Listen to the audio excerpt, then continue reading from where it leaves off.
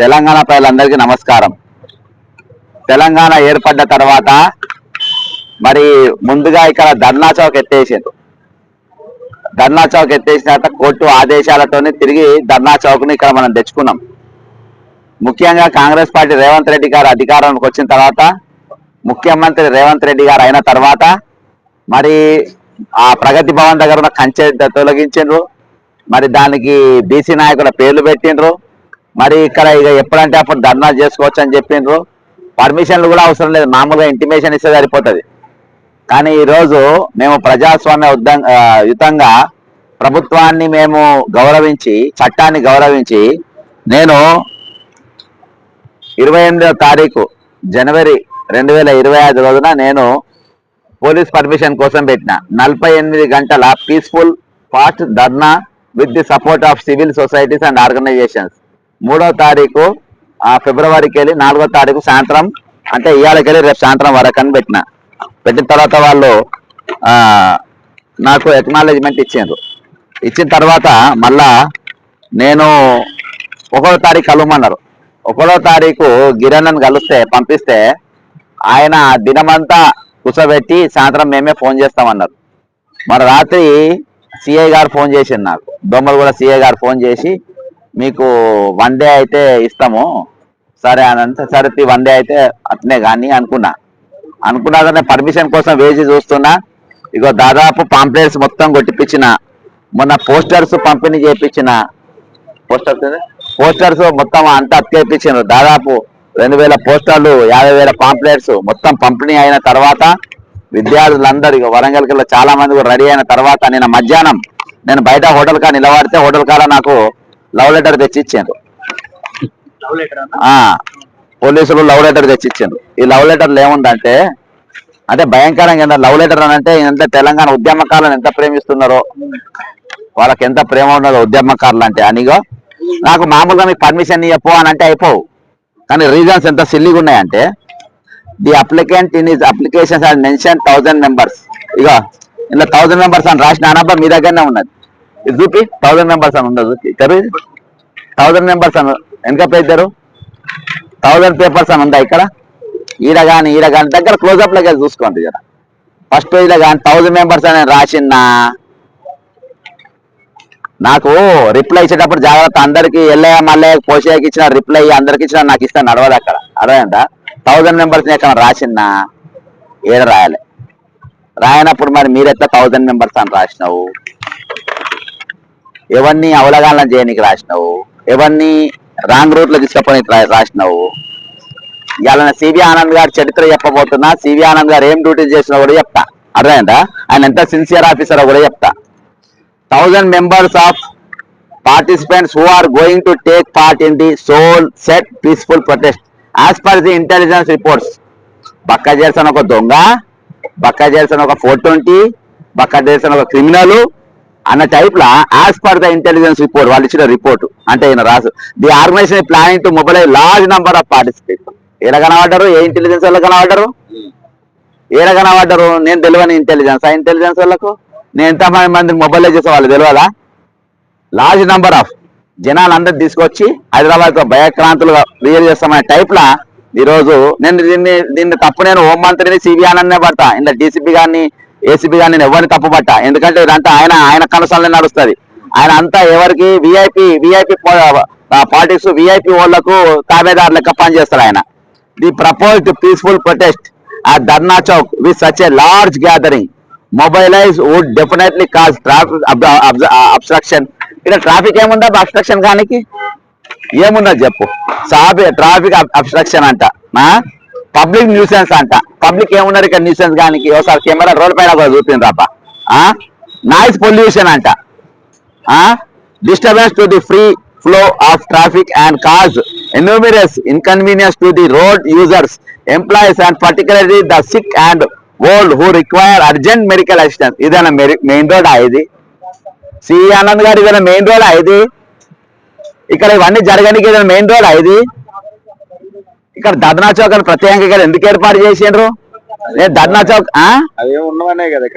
ఇక్కడ పెట్టింది అవేమి ఉండవని కదా. ముందు పార్క్ ఉంటది, వెనక పెద్ద గ్రౌండ్ ఉంటది. నీకు ఏడ కనబడ్డది? ఇది రేవంత్ రెడ్డి చెప్తే డిక్టేట్ చేసినట్టున్నది. There are hundreds of families అంట, ఇంక్లూడింగ్ సీనియర్ సిటిజన్స్, చిల్డ్రన్స్, చిన్నపిల్లలు, వృద్ధులు, పేషెంట్లు residing in the neighbourhood of Dharna Chowk. ఏడున్నాయి? గ్రౌండ్లు ఉన్నారా? ముందు గార్డెన్లు ఉన్నారా? ఈ పక్కన వండుకున్నారా? ఏడున్నారు? ఇక్కడ పెద్ద పెద్ద పార్టీలు బీజేపీ పార్టీలు, జాతీయ పార్టీలు, పెద్ద పార్టీలు పెడితేనే వాళ్ళ పర్మిషన్ ఇస్తారు. 48 విత్ డీజీ విత్ అదేమంటారు డీజేనా, విత్ సౌండ్ బాక్స్ తో సహా మీరు ఇస్తారు. దానికి లేని వీళ్ళందరూ కూడా వస్తుందని చెప్పి సిక్కు, ఓల్డ్, జ్వరం వచ్చిన వాళ్ళకు, వృద్ధులకు, రోగులకు, ఆడోళ్లకు, పిల్లలకు అందరినీ కూడా సతాయిస్తానంట.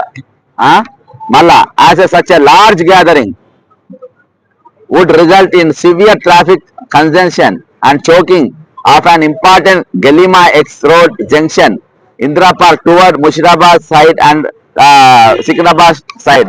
ఆ చౌరస్తా ఉంది కదా, ఇక్కడికి వెళ్ళి జనం గ్యాదర్ అయ్యి అక్కడికి పోయి మొత్తము ఇది చేస్తాను. ఇదంతా అయిపోయినాక అసలు తమాషా ఇప్పుడు మొదలైతే చూడు.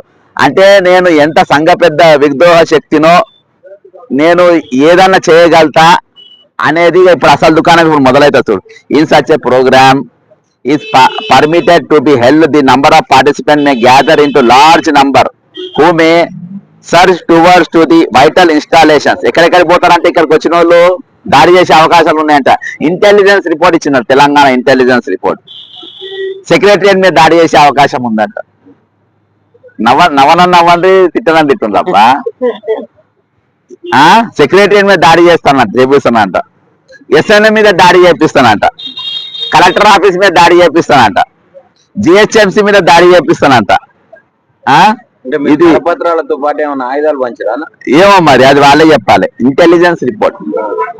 Some miscreants may take undue advantage of the situation, may create law and order problems and disturbance resulting in serious threat to law and order.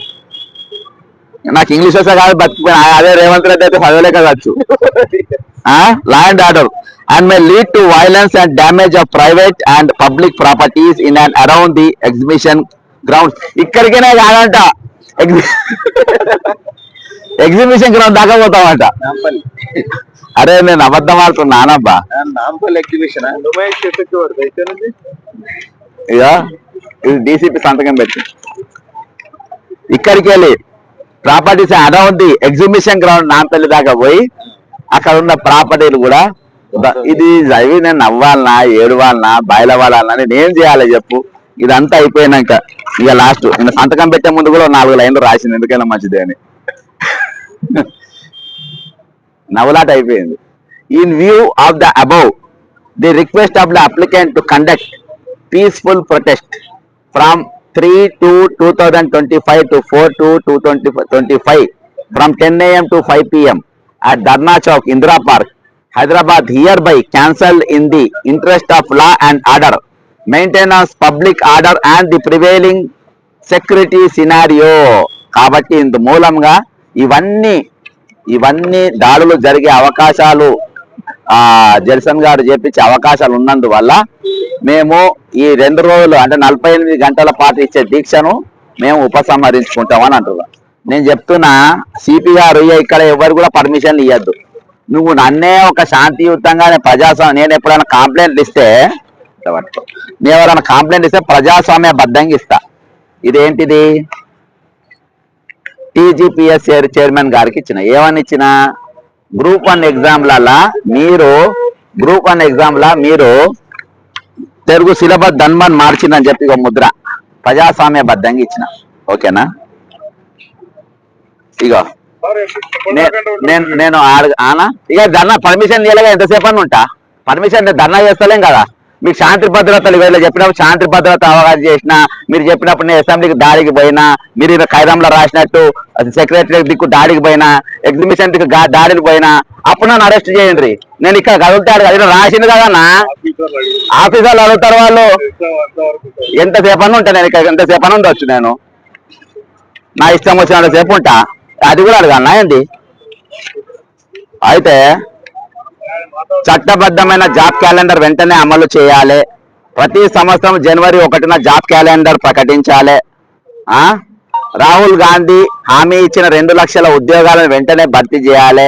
SC ST BC వంటి బలహీన వర్గాల రిజర్వేషన్ లాక్కుంటున్నప్పుడు జీవో 29 రద్దు చేసి తిరిగి జీవో 55 ప్రకారం group 1 ఉద్యోగాలను భర్తీ చేయాలి. ప్రభుత్వం దుర్మార్గంగా పెంచాలనుకుంటున్న ఉద్యోగాల రిటైర్మెంట్ వయసును తక్షణమే ఉపసంహరించుకోవాలి. ప్రియాంక గాంధీ గారు ఇచ్చిన మాట ప్రకారం నిరుద్యోగ భృతి నెలకు 4,000 రూపాయలని వెంటనే నిరుద్యోగ బిడ్డలకు ఇవ్వాలి. అంటే ఇక వచ్చే ఈ నెలకి మొదలైతే ఒక్కొక్క నెల కాదు, ఇప్పటి 13 నెలలు ఒకటేసారి ఇవ్వాలి. రేపు 5 ఏళ్ళు అయితే 5 ఏళ్ళు ఒకటేసారి ఇవ్వాలి. ఏజ్ బాలైనా కానీ ఇవ్వాలి. 25,000 పోస్టులతో మెగా డిఎస్సి చేయాలి. ఇది వాళ్ళ మేనిఫెస్టోలో ఉంది. గ్రూప్ 1 1000 ఉద్యోగాలు, గ్రూప్ 2 2,500 ఉద్యోగాలు, గ్రూప్ 3 15,000 ఉద్యోగాలు, కానిస్టేబుల్ ఉద్యోగాలు 25,000 ఉద్యోగాలు, పవర్ సెక్టార్లో 10,000 ఉద్యోగాలు, హెల్త్ డిపార్ట్మెంట్ లో 20,000 ఉద్యోగాలు, ఫారెస్ట్ డిపార్ట్మెంట్ లో 5,000 ఉద్యోగాలు, ఆర్టీసీ సింగరేణి ఇతర కార్పొరేషన్లలో ఖాళీగా ఉన్న అన్ని ఉద్యోగాలను భర్తీ చేయాలని చెప్పేసి మాది ఇది. అంతేకాకుండా ప్రభుత్వం కొత్తగా క్రియేట్ చేసిన మొత్తం 10,909 విఆర్ఓ ఉద్యోగాలని, 1000 డిప్యూటీ సర్వేయర్ సర్వేయర్ ఉద్యోగాలని నిరుద్యోగ బిడ్డలతో డైరెక్ట్ రిక్రూట్మెంట్ ద్వారా భర్తీ చేయాలి. ఎటువంటి మంచిది అన్న జర ఎటువంటి ఉండేలా కేంద్ర ప్రభుత్వ పరీక్షలతో ఒకే రోజు పెట్టకుండా ఇక్కడ ఇంకో తుగులకు పని చేస్తూ ఉంటారు అన్నట్టు. కేంద్రంలో ఆర్ఆర్బి ఉన్నప్పుడు ఇక్కడ కూడా అదే రోజు పరీక్ష పెడతారు. అసలు పెట్టద్దు. అవినీతి ఆస్కారం ఇచ్చే ఇంటర్వ్యూ విధానాన్ని, సిలబస్ మార్పు వంటి అంశాలని ఉపసంహరించుకోవాలి. ప్రస్తుతం ఉన్న పద్ధతి ప్రకారమే ఉద్యోగ నియామకాలు జరగాలి. జీవో 46 రద్దు చేయాలి. పోలీసు ఉద్యోగాలలో వయోపరిమితి పెంచాలి. లాంగ్ జంప్ దూరం తగ్గించాలి.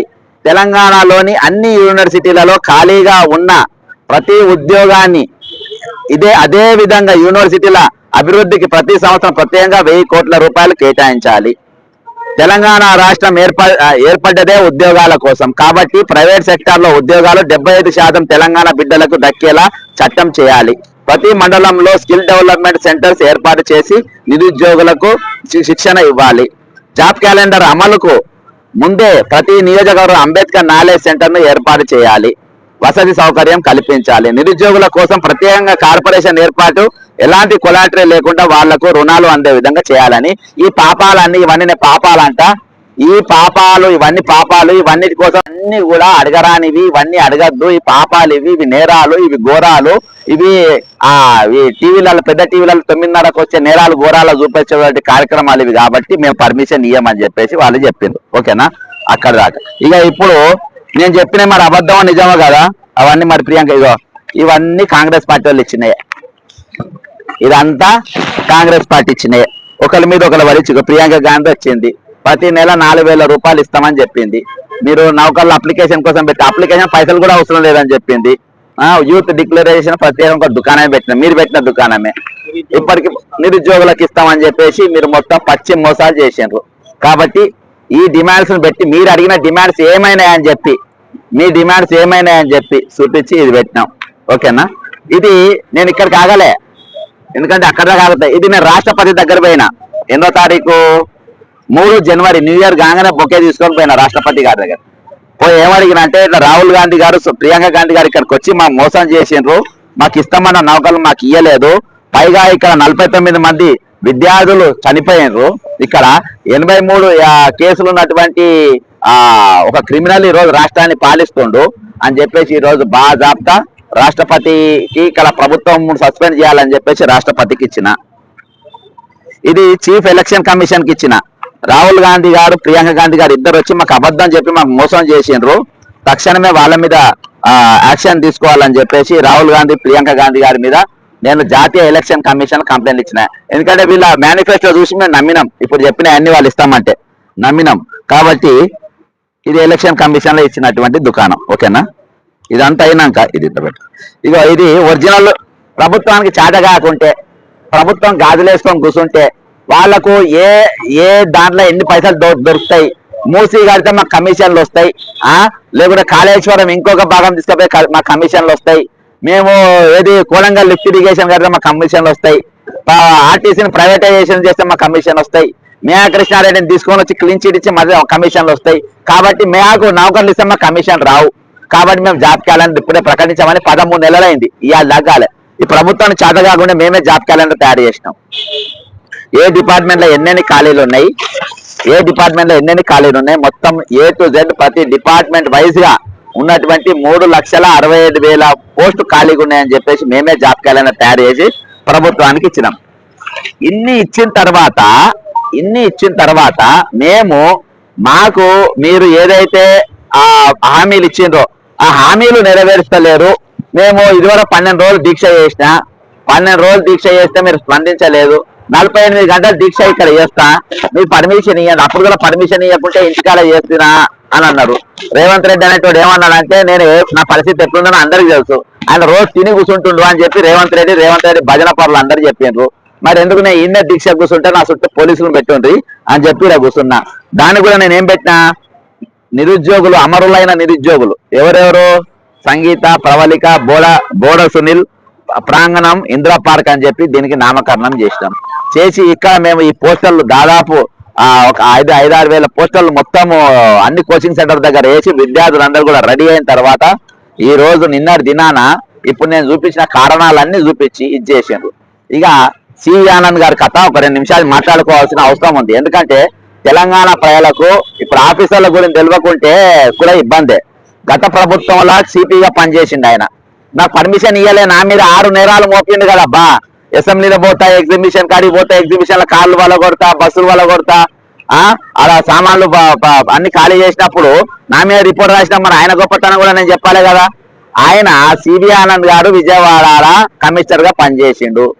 అక్కడ ఆయేషా మీరా అని ఒక విద్యార్థిని మరణించే ఆ కేసులో సత్యం బాబు అని ఒక పెద్ద క్రిమినల్, ఇప్పుడు నన్ను ఎట్లా చూపెట్టిన పెద్ద క్రిమినల్ అని ఆడబెట్టి అట్లా సత్యం బాబు అనే పెద్ద క్రిమినల్ పట్టుకొని ఆయననే చంపిందని చెప్పి తీసుకుపోయి ఆయనను 7 సంవత్సరాలు జైల్లో పెట్టిన తర్వాత కోర్టులో ఆయన గెలిచిన తర్వాత ఆ పిల్లగాడిని వదిలేసిండు.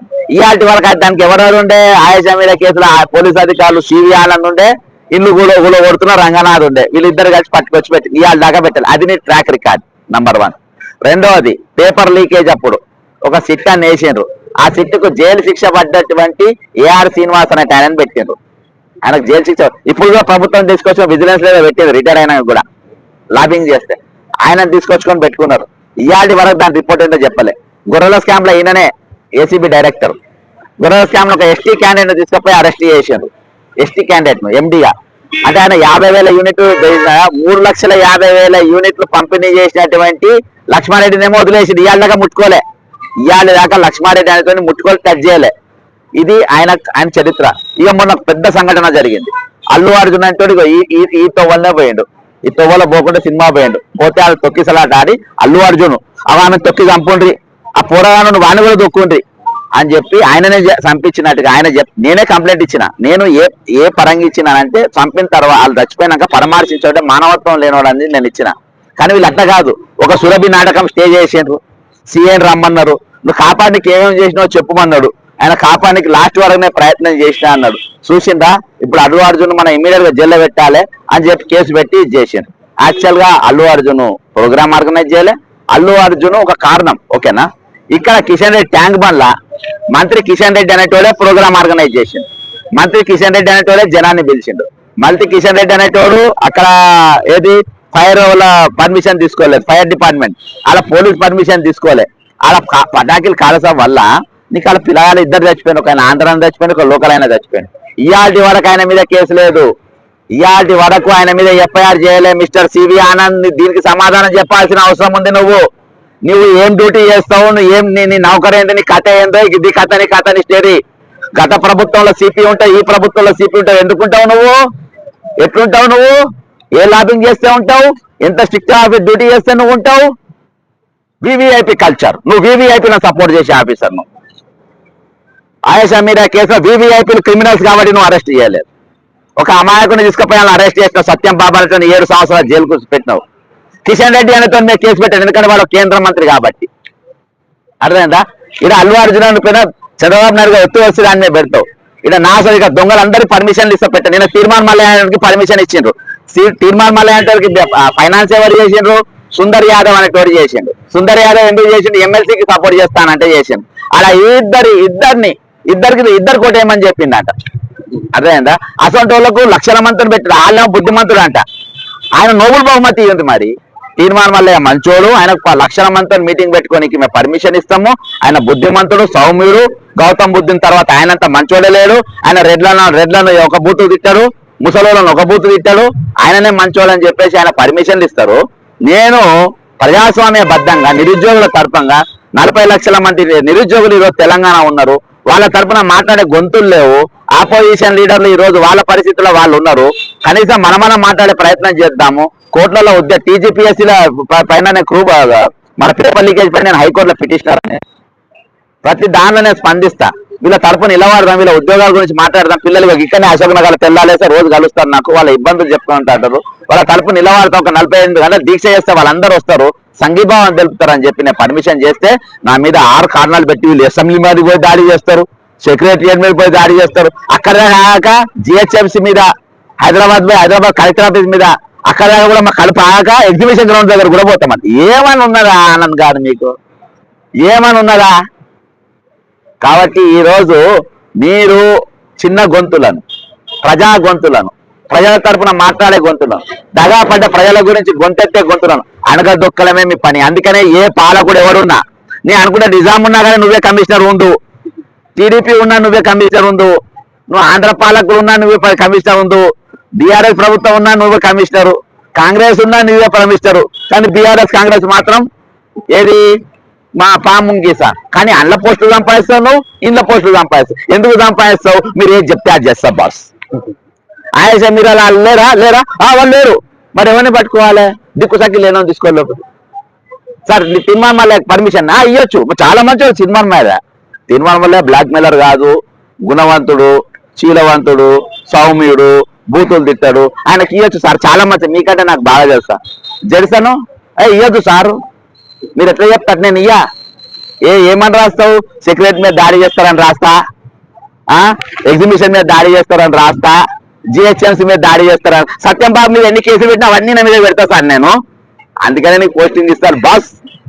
మేమేం చేసినా అడగాలనుకుంటున్నావా? నీ పోలీసు అయితే ఏమైనా ప్రత్యేకంగా నీకు ఏమైనా ఇది ఉంటాయా? నేను కూడా పోలీసు అని కొడుకునే, నీకు ప్రత్యేక రాజ్యాంగం ఉంటుందా నీకు? డ్యూటీ ఇవాళకి మేము కొత్త శ్రీనివాసని గుర్తు చేసుకుంటాం. ఆఫీసర్ 18 నెలలు మాత్రమే ఆయన మంచి పోస్టింగ్ చేసిండ్రు. వరంగల్ 6 నెలలు ఎస్పీగా, మన ఇక్కడ 6 నెలలు, హైదరాబాద్ 6 నెలలు, ఏది మహబూబ్ నగర్ లో 18 నెలలు ఆయన సర్వీస్ మొత్తంలో. తర్వాత ట్రాన్స్ఫరే. అసలు గుర్తు చేసే వాళ్ళకి ఎక్కడ ఉన్నాయి సలాం చెప్తాం. నీయసోడలు నువ్వు 100 ఏళ్ళు సిపికి చేసినా 100 ఏళ్ళు డీజీపీ చేసినది పావులెత్తి విలువ ఉండదు. రవి గుప్తా గారు 6 నెలలు డీజీపీ చేసినా సలాం కొట్ట బుద్ధి అవుతుంది. మంచి ఆఫీసర్లు ఉన్నారు అబ్బా చెప్పనికి. మీరేం డ్యూటీ చేసిండ్రు? ఇదా మీ డ్యూటీ? కాబట్టి ఈరోజు నేను ఇవన్నీ విషయాలు తెలియదు. ఈరోజు వాళ్ళ మెయిన్ ఆలోచన నాకు తెలిసింది ఏంటంటే, వీళ్ళు రేపు కరీంనగర్, మెదక్, ఆదిలాబాద్, నిజామాబాద్ ఎమ్మెల్సీ ఎన్నిక జరగబోతుంది. 40 లక్షల మంది నిరుద్యోగులలో ఉత్తర తెలంగాణ అత్యధికంగా ఉన్నారు. ఈ దీక్షతోని వాళ్ళకి ఎఫెక్ట్ పడుతుంది. కాబట్టి ఈ దీక్షకు పర్మిషన్ ఇవ్వద్దని ముఖ్యమంత్రి గారు స్వయంగా సివి ఆనంద్ గారికి చెప్పి ఇది రాకుండా చేసిండ్రు. కాబట్టి మీ భయమే నేను నిజం చేస్తా. మేము మా వల్ల మీరు అక్కడ ఓడిపోతారు అంటున్నారు కదా, ఈ సమస్యను 4 జిల్లాల తిప్పుతా. ఆ 4 జిల్లాల గ్రాడ్యుయేట్ ఎమ్మెల్సీకి నేను నామినేషన్ వేస్తా. నేను అక్కడికి పోటీ చేస్తా. నేను బరిలో ఉంటా. ఖచ్చితంగా తెలంగాణ ప్రజలు నా గొంతు తరపున వాళ్ళు నిలబడతారు. ఇవాళ పొద్దుగాల కూడా కొంతమంది 10 మంది ఎమ్మెల్యేలు ఎవరైతే ప్రభుత్వానికి మంత్రి పొంగిలేటి శ్రీనివాసరెడ్డికి, బట్టి విక్రమార్క వ్యతిరేకంగా మాట్లాడిండ్రో, అంటే వాళ్ళంతా కూడా బుద్ధిమంతులు, వాళ్ళు నిజంగా జరుగుతూ అన్యాయం మీద మాట్లాడిండ్రు. వాళ్ళు కూడా మంచి ఎమ్మెల్యేలు, వాళ్ళు చాలా మంచి పని చేస్తున్నారు. వాళ్ళతోని విన్నాకనే పక్కగా నిలబడదామని డిసైడ్ అయినా. ప్రభుత్వంలో జరుగుతున్న లొసుగుల పైన ఈరోజు గవర్నమెంట్ లో ఉన్న మంత్రులు ఏ విధంగా చేస్తున్నారు అనేది అది 100% వాళ్ళు ఎన్ని ఇచ్చినా గానీ ఇది ప్రభుత్వానికి వ్యతిరేకంగా, ఈ రోజు మంత్రులకు వ్యతిరేకంగా ఆ మీటింగ్ జరిగిందని చెప్పి వాళ్ళే చెప్పిండ్రు. వాళ్ళు చాలా మంచి పని చేసిండ్రు. వాళ్ళు అందరు కూడా ప్రజల పక్షాన్ని నిలబడ్డ ఎమ్మెల్యేలే, అందరు కూడా మంచి ఎమ్మెల్యేలే, అందరు కూడా ఏది కొంత ప్రజలలో పట్టున్నోళ్ళు, వాళ్ళు సిద్ధాంతం గల్లోళ్ళు, తెలంగాణ ఉద్యమంలో ఉన్నోళ్ళు, వాళ్ళు మంచిగా బాగా చదువుకున్నోళ్ళు. కాబట్టి ఇవాళ 10 ఎమ్మెల్యేలతో మొదలైంది. కాబట్టి రేపు ఇవన్నీ కూడా దృష్టిలో పెట్టుకొని నేను వచ్చే గ్రాడ్యుయేట్ ఎమ్మెల్సీలా ఇవాళ నామినేషన్ మొదలైనవి. ఖచ్చితంగా ఈ రోజు ప్రభుత్వం ఏదైతే సవాల్ నాకు ఇచ్చిందో ఆ సవాల్ను స్వీకరిస్తున్నా. రేపటి దినాన మన 27వ తారీఖు జరిగే గ్రాడ్యుయేట్ ఎమ్మెల్సీలా మరి దీనికి నేను కంటెస్ట్ చేయబోతున్నా. జై తెలంగాణ అమరవీరులకు జోహార్. తీసుకొచ్చింది కాంగ్రెస్ పార్టీ. వాళ్ళకు త్వరలో ఉద్యోగాలు కూడా ఇవ్వబోతున్నారు. ప్రైవేట్ సెక్టర్ లో ఉద్యోగాలు క్రియేట్ చేస్తుంది కదా. అవునవును ఇవ్వబోతున్నా. అంటే ఆల్రెడీ వాళ్ళు మొన్ననే 1,70,00,000 వచ్చినాయంటే ఇంకా లెక్క పెట్టడం అయిపోలే. సీతక్క, వేం నరేందర్ రెడ్డి, ముఖ్యమంత్రి రేవంత్ రెడ్డి గారు అన్నతమ్ములు అందరూ కూర్చొని లెక్క పెడుతున్నారు. మిషన్ ఖరాబ్ అయితే ఇప్పుడు లెక్క పెడుతున్నారంట. ఆ లెక్క అయిపోగానే కంపెనీలు పెడతారంట. అంతేనా? ఆ, కంపెనీలు త్వరలో రాబోతున్నాయి. పైసలు వచ్చిన లెక్క పెడుతుండ్రు అబ్బా. అంటే 10 రూపాయల నోట్లు ఇచ్చినాయంట అన్ని. వాళ్ళు ఒక అన్ని అంటే ఇప్పుడు చిల్లర లెక్క పెట్టడానికి ఇంత టైం తీసుకుంటున్నారా? 10 రూపీస్ నోట్స్ ఇచ్చిందంట అన్ని. అవి లెక్క పెట్టడానికి టైం పడుతుందంట. మిషన్ ఖరాబ్ అయిపోయిన లెక్క పెట్టి దావోస్ నుంచి వచ్చిన డబ్బులు దావోస్ అన్ని 10 రూపాయల నోట్లు ఇచ్చిందంట. అన్ని నల్ల పెట్టెలలో ఇచ్చిందంట. ఆ పెట్టెలన్నీ ఉన్నాయంట. పెట్టెది ప్రగతి భవన్ లో పెడితే ఎవరైనా ఎత్తుకపోతారని రేవంత్ రెడ్డి వాళ్ళ ఇంటనే పెట్టుకున్నాట. చిల్లర డబ్బులు అయితే 10 రూపాయల నోట్ల లెక్క పెడుతుండ్రు. సీతక్కనే ఎక్కువ లెక్క పెట్టిందంట బాగా. ఎలక్షన్ అయితే 6 నెలలు కాలేదు అసలు.